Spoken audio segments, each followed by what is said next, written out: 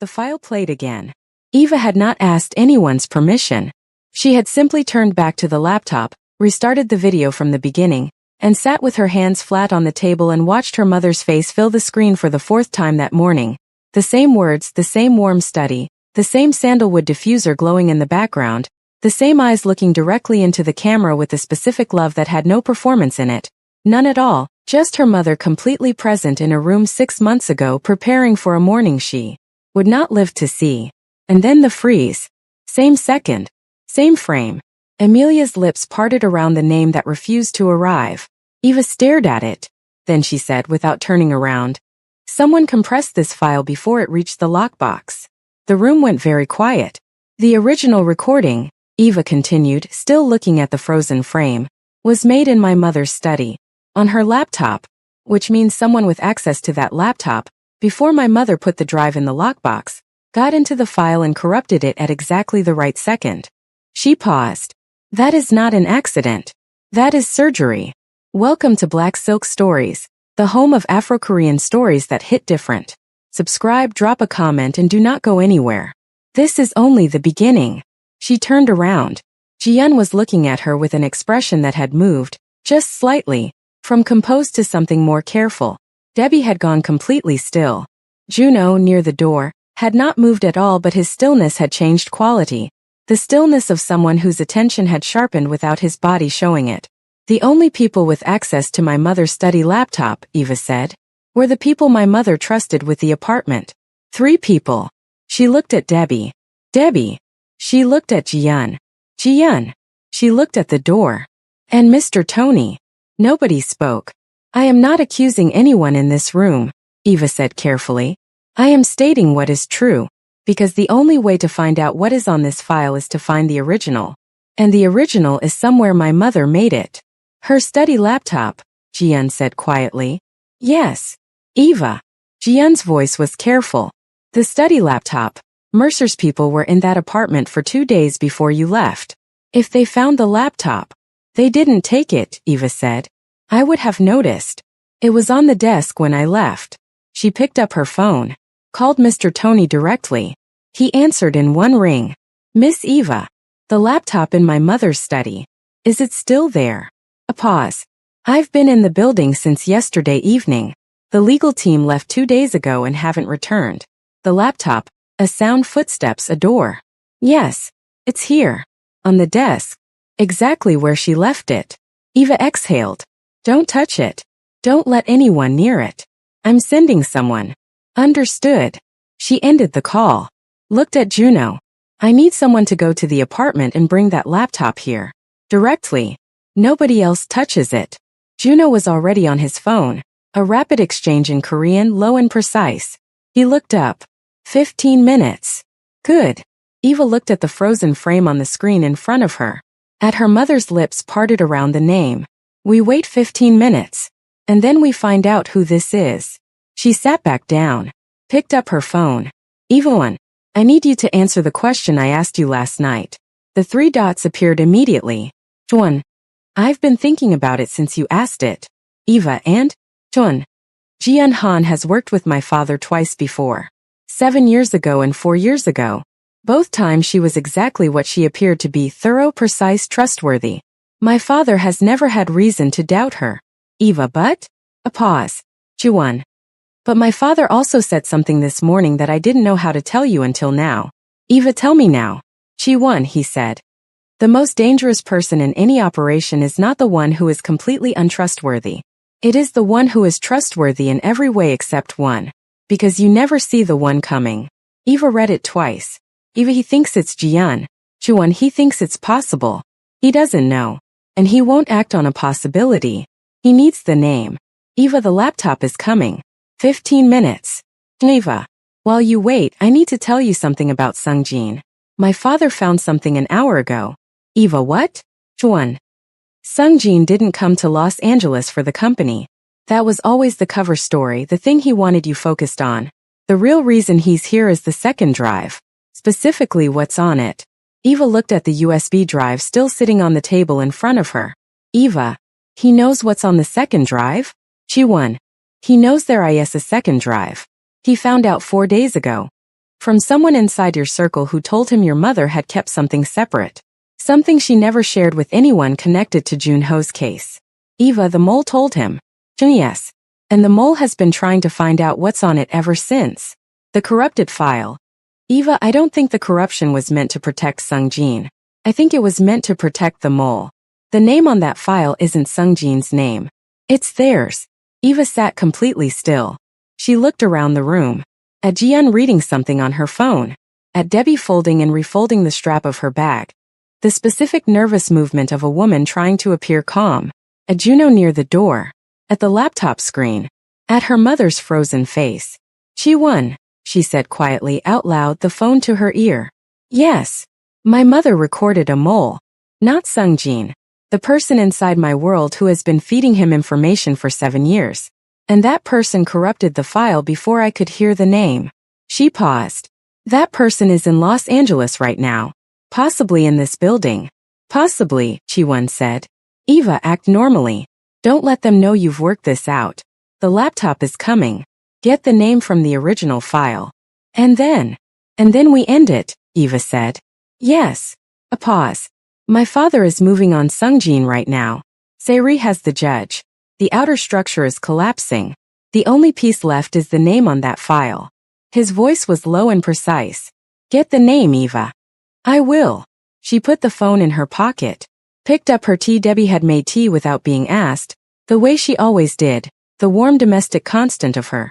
Eva drank it slowly and looked at the room around her and kept her face completely neutral and thought about everything her mother had taught her about waiting.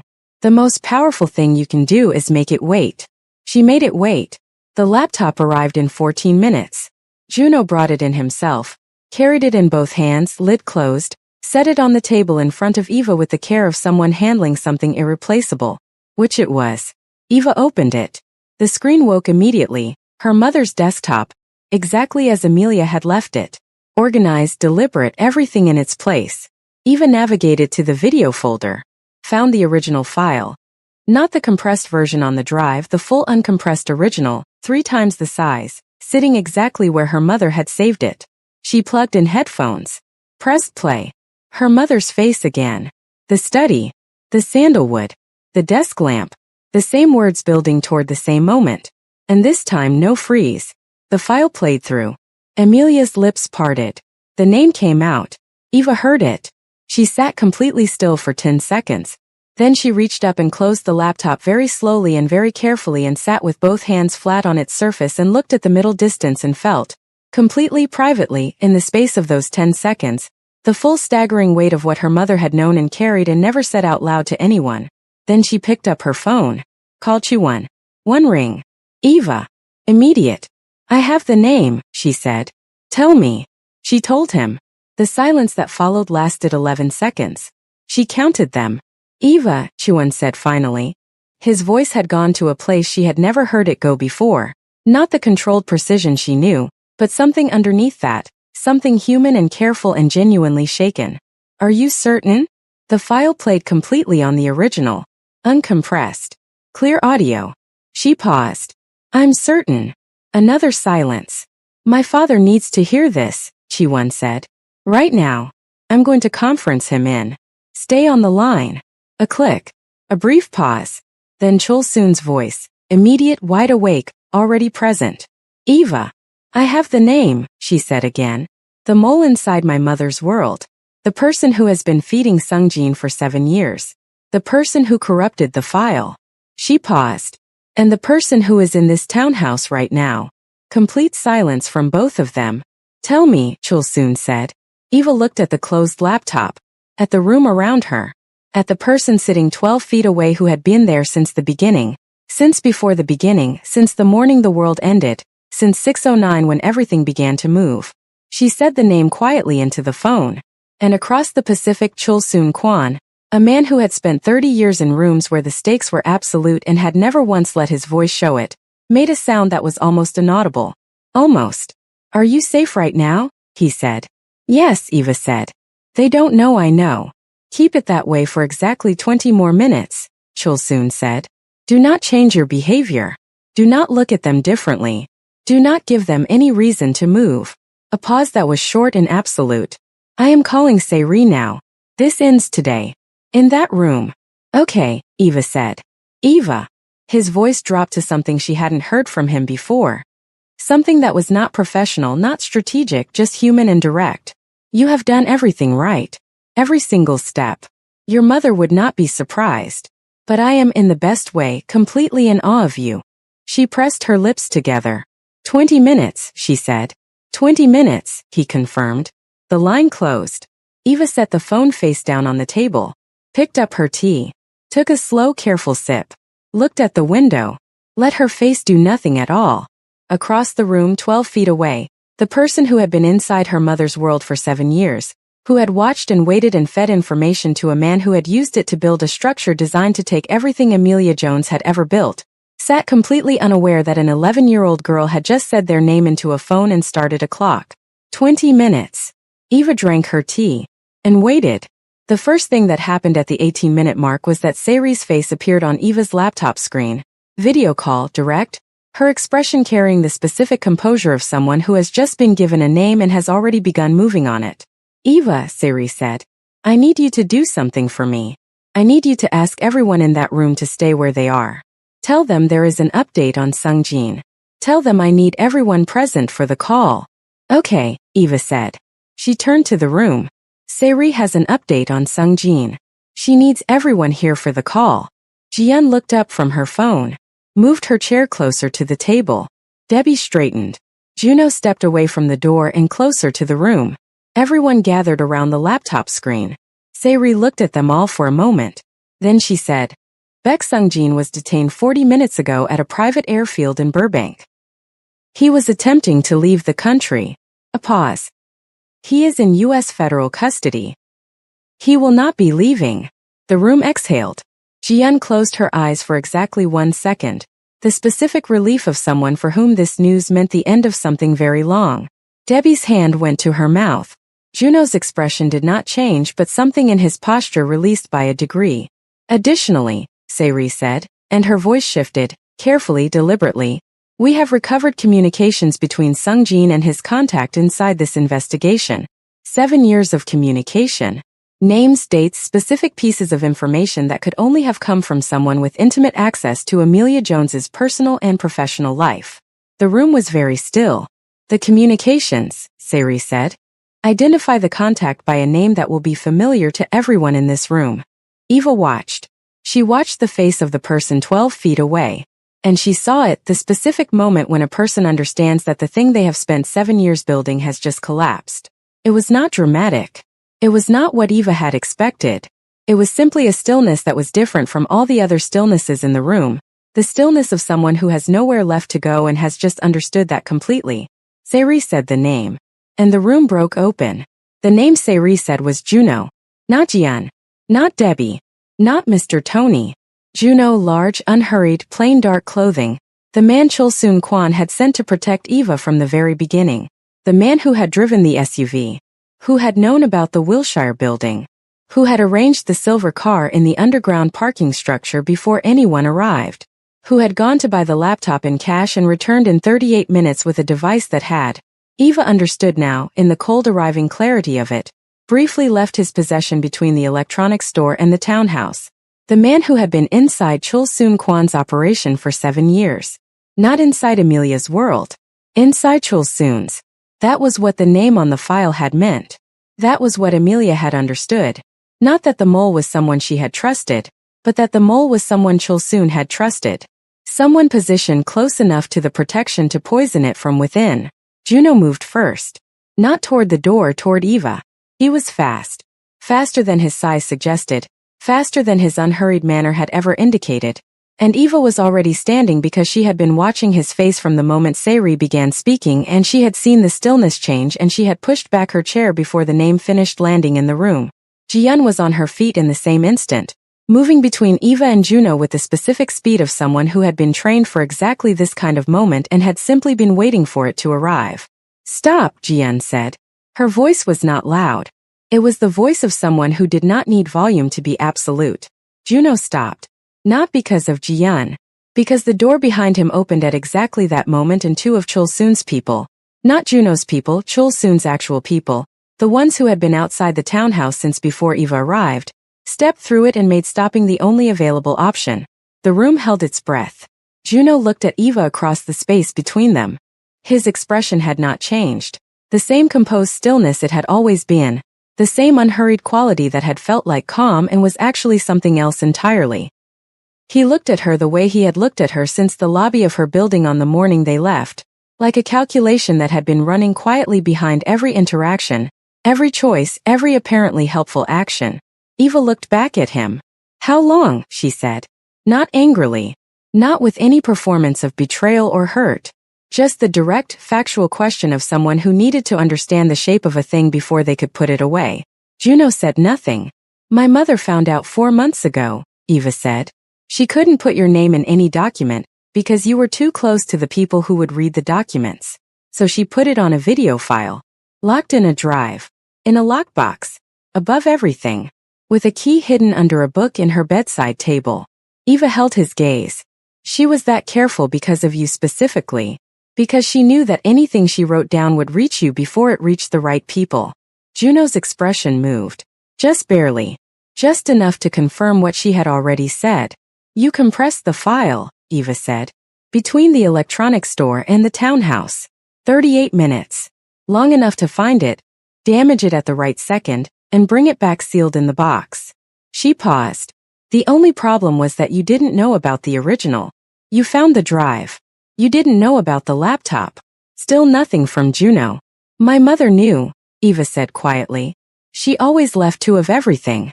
That's who she was." One of Chol Soon's people spoke in Korean brief directive. Juno was guided toward the door without resistance, without drama, with the specific quiet of something that was over. The door closed. The room was very still. Then Debbie sat down heavily in her chair and pressed both hands over her face and said into her palms, "Lord have mercy." Jiyeon sat down beside Eva. For a moment neither of them spoke. On the laptop screen, Sairi watched from her hotel room, her expression carrying the composed relief of someone who has just closed a 7-year gap in a case she had been building in the dark. Eva looked at the closed laptop, at the USB drive on the table, at her hands. "Is it over?" she said. To Sairi. "To the room. Sung-jin is in custody," Sairi said. "Juno will be transferred to Korean jurisdiction within 48 hours. The communications between him and Sung-jin are extensive and entirely in Korean jurisdiction. The judge in Los Angeles was served this morning. His cooperation agreement is already signed." A pause. "The shell companies, the legal structures, the Mercer Associates network, all of it is dismantled. There is nothing left of what they built, Eva. Nothing. And my mother's company?" "Yours," Jiyeon said immediately. Not Sairi Jiyeon, with the specific certainty of someone who has spent 8 months making that word legally unassailable. "Every structure your mother put in place holds. The estate is clean. The controlling interest transfers to you in full under the terms your mother set. Nobody can touch it. Nobody can challenge it. It is yours, completely, permanently, exactly as she built it." Eva looked at her. "Jiyeon," she said. "Yes. I'm sorry. For the hour this morning when I thought." "Don't," Jiyeon said gently. "Your mother told me you would question everything." She said, "When Eva looks at you like she's deciding something, let her decide. She always gets there." A small smile, genuine and brief. She was right. Eva looked at the window, at the Los Angeles morning outside, still brilliant, still indifferent, still doing exactly what it had always done regardless of what extraordinary things happened inside the lives of the people moving through it. She picked up her phone. "Call Chi-won." He answered before the first ring finished. "I know," he said. "My father called me the moment Juno was secured." A pause. "Eva, are you all right?" She thought about it. Actually thought about it. Not the automatic "I'm fine" that she had been saying for 6 days, but the real answer, the one that required her to actually check. "I think so," she said. "I think I will be." A breath. It was Juno. "I know. Your father trusted him." "Yes." Chi-won's voice was quiet and careful. "My father is. He is not a man who shows this easily, but he is devastated. Not because of the operation. Because he sent someone to protect you who was the danger." A pause. "He will want to speak with you himself. When you're ready." "I know." Eva looked at her mother's closed laptop. "Chi-won." It's done. It's actually done. A silence. The good kind, the kind that came after something had finally been allowed to be over. Yes, Chi-won said. It is. I don't know what to do with that, Eva said honestly. I've been moving for 6 days. I don't know how to stop. You don't have to stop today, he said. Today you can just be. Just exist in it for a little while. Without the next thing. Is that what you do? When things end? I try, he said. I'm not very good at it. My father says I inherited his inability to rest. The almost smile, quiet and real, crossing the Pacific. But I'm learning. Eva almost smiled. Chi-won. Yes. Seoul, she said. You promised me Seoul. Every good place you know. I promised you a fact, he corrected. I don't make promises. Then give me the fact. A pause. The fact is, I have been thinking about which restaurant to take you to first since the morning after you flew out of Seoul 11 months ago. I have the entire itinerary. A beat. It has 17 stops. Eva laughed. Completely suddenly, without any of the careful management she had applied to everything for 6 days. It came out unguarded and real, and she didn't catch it this time. She let it go. 17, she said. I take these things seriously. I know you do. She wiped her eye. I know. Chul soon called at 2 p.m. Eva took the call in the small room at the back of the townhouse. Alone, the door closed, sitting on a plain wooden chair with her soft teal jacket folded on her lap and the afternoon Los Angeles light coming through a small window. Eva, he said. The word carried something different from every previous time he had said it. Not authority. Not strategy. Something more personal than either. Mr. Kwon, she said. I owe you an apology, he said. I sent Juno to protect you. I chose him myself. I trusted him with your safety and he was the threat I was protecting you from. A pause. That is not something I take lightly. It is not something I will forget. You didn't know, Eva said. I should have known. It is my job to know. His voice was steady but underneath it, something tight and private. Your mother trusted the connection between you and Chi-won. She trusted, by extension, that my world was safe enough to extend toward you. And I, through Juno, failed that trust. Mr. Kwon, Eva said carefully, Juno was inside your operation for 7 years. 7 years without anyone detecting it. That is not a failure of your judgment. That is the nature of a very patient, very skilled person doing something very deliberately for a very long time. She paused. My mother knew. And it still took her 8 months to find a way to expose him that he couldn't intercept. A breath. You are not the only one he deceived. A long silence. You sound like your mother, Chul soon said quietly. I'm trying to, Eva said. She used to do that, he said. Find the precise thing that needed to be said and say it without any extra. Just the exact amount. A pause. I never met her in person. I want you to know that I wish I had. I think she would have liked you, Eva said. She was very specific about who she respected. She didn't say it often. But the names on that file, the people she chose to trust, the people she built her structures around, those were her form of saying it. Your name was on that list, Chul soon said. At the top. Before anyone else. Eva pressed her lips together. I know, she said softly. What will you do now? He said. Not with the company, Jian has that handled. I mean you. What will Eva Jones do now? She thought about it.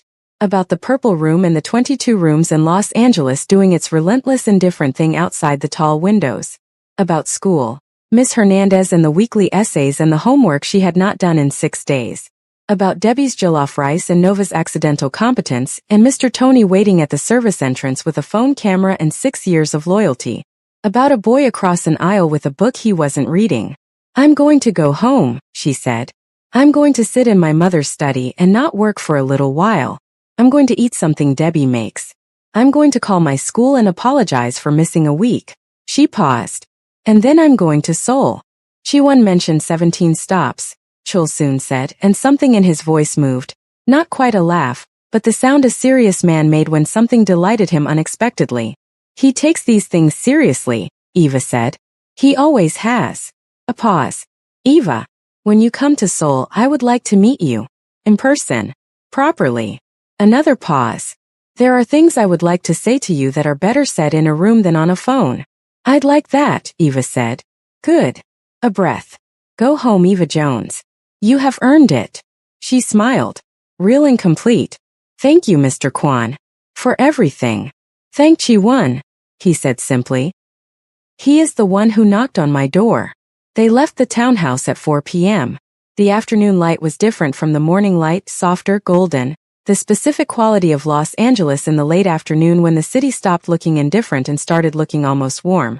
Debbie walked beside Eva to the car. A different car from all the others, clean and ordinary and completely unremarkable, because the extraordinary measures were no longer needed. Mr. Tony was waiting outside Eva's building when they arrived. He was standing exactly where he had always stood, at his post in his place, with the specific steadiness of a man who had simply continued being exactly who he was through everything that had tried to make him otherwise. He looked at Eva when she got out of the car.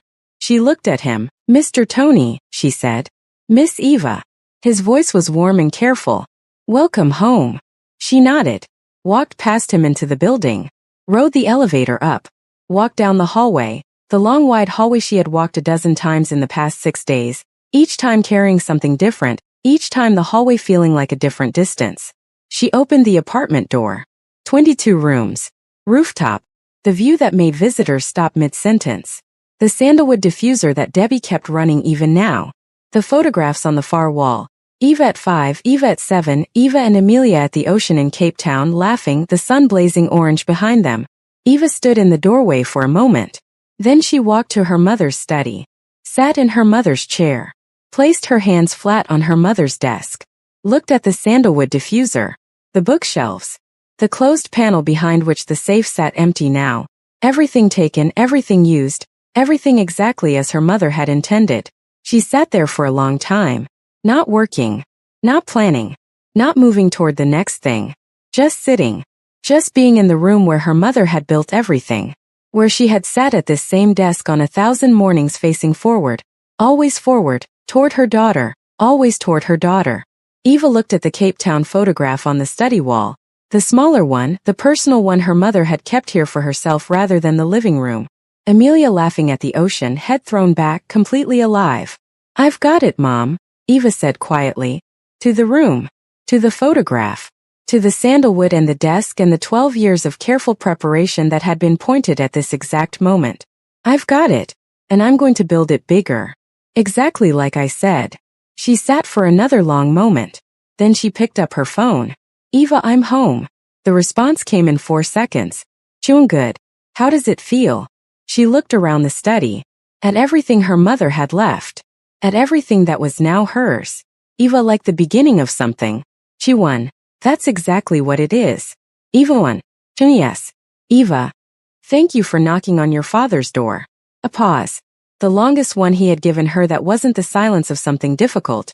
The longest one that was simply the silence of someone feeling something and taking the time to feel it before they responded.